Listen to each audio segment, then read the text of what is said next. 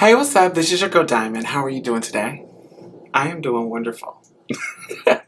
So, the topic of today is cisgender. The word cisgender. All right? So, I saw this picture.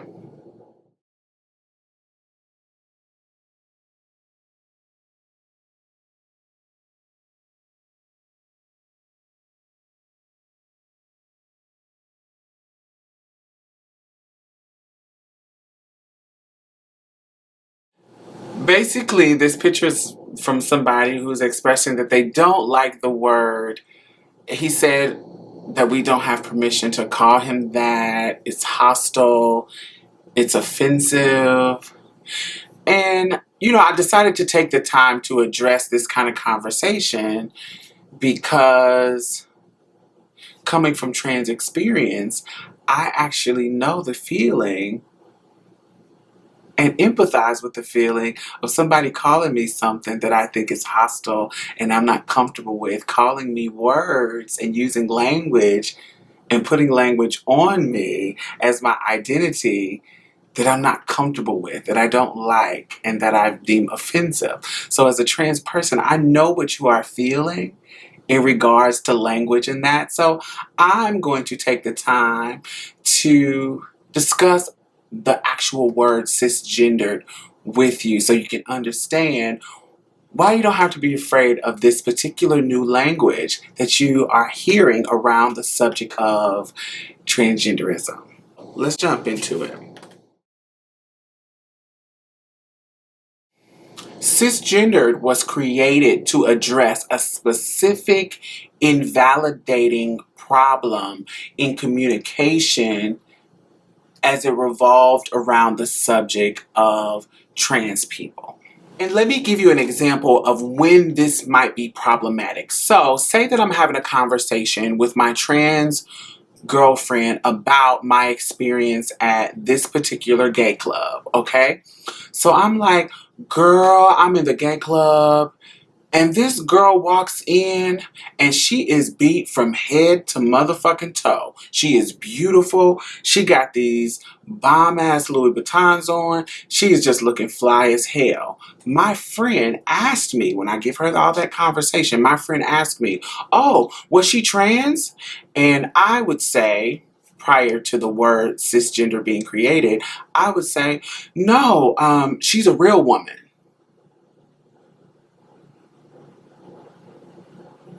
So, in that language, in that moment, I am invalidating me and her. We're trans, me and her womanhood, because we are saying because she was natally born a woman that she is the real woman. And what is the opposite of real? If we are not in that category, if I needed to make that distinction for her to understand the type of woman that she was, if she's the real woman, what should I refer to us as? That makes us the fake woman. You see what I'm saying? That's problematic because it invalidates us, our womanhood, because my womanhood is real. It's different. The past is different, but my identity and my gender identity expression is of that of a woman. So that is what I am. So that is where the language problem started to happen. The word was coined by a German sociologist and physician named Volkmar Cisgers. Cisgers? I think that's how you pronounce it. I'm not really for sure. It's a German last name, so excuse me. The term was coined in Dr. Cisgers' peer review in 1998. Where he was discussing the trans issue, and he needed a term that was that could distinct between the two, that was not invalidating. Using words like real woman, natural woman, all those things in reference to cisgender women or men, if vice versa. I'm speaking from a trans feminine point of view, but this is vice versa when it comes to trans men as well. When we're talking about cisgender women and we're saying real women, natural women, it invalidates our experience and it conflicts with our ideas that we were born into this.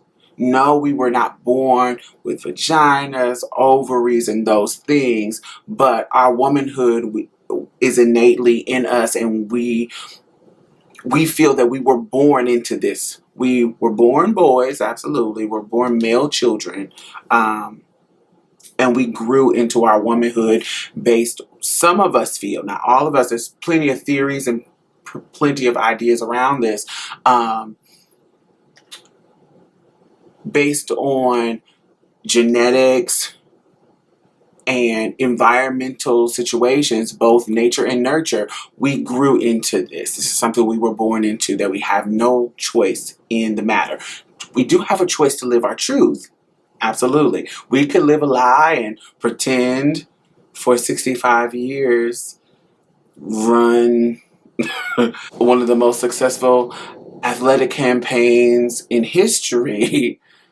We can pretend, but some of us choose to live our truth a little bit earlier. Some of us choose to live our truth a little bit later. But the truth still is in us. It's just in us. It's just there. We can either hide from it or we can live it. One of the two.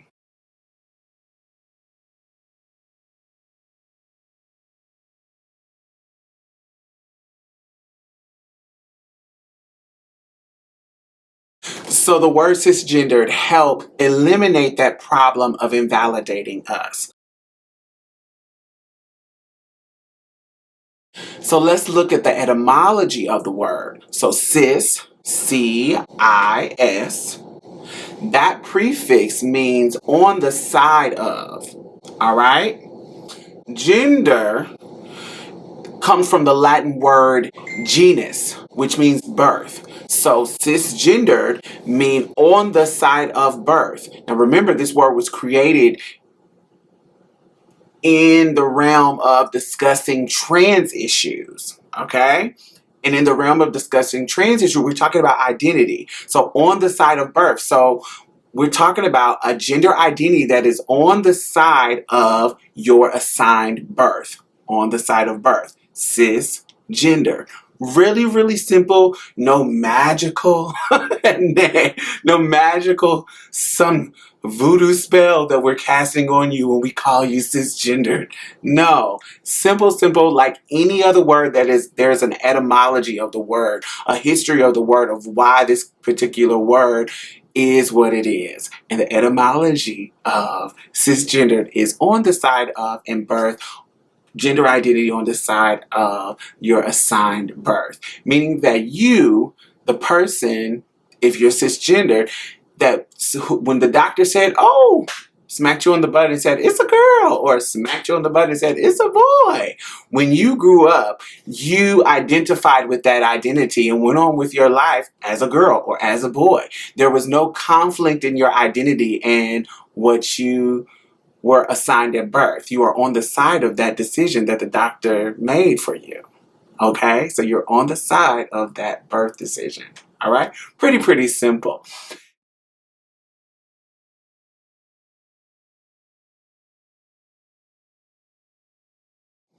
So let's discuss language. So words in this vast language of English, of Spanish, of any other language, words change and the connotation is a little different. Words change based on the need of language and the need of communication.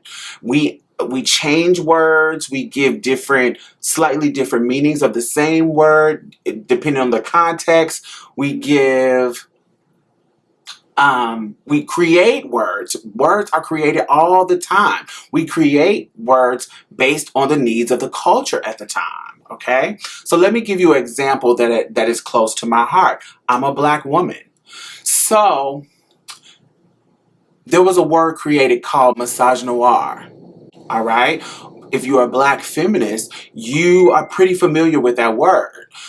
Misogynoir is discussing a specific type of misogyny that is directed towards black women. It was coined by Moya Bailey. So that specific word needed to be created because one of the elements in conflict in the white feminist movement and the black feminist movement, and that is there some things that are a little bit different. There are some forms of misogyny that only affect women of color. For example, Serena Williams looking athletic and looking how she does, there's a misogynistic attack on her talking about she looks like a man. There is the mammy trope that we are great because we're black. We're great at cooking. We're great at being in the house and being this maid. We're great at doing those things because we were put in that role during slavery, and that whole trope keeps popping up everywhere, and it's more palatable for people to digest that stereotype of us. So when they are trying to oppress us with patriarchy, those specific type of tropes and those specific type of attacks on us is misogynoir. And that word was created because we need a language to discuss the differences when we are having a feminist discussion. So that is a word that was created to address something. Language it's just language. It changes all the time. So it's nothing to be afraid of. It's nothing to be afraid of. So cisgendered is just a person who is not trans. To make it very simple, a person who is not trans, who does not. There's no kind of queerness, and you're just who you are. Simple as that. Just a cisgender person.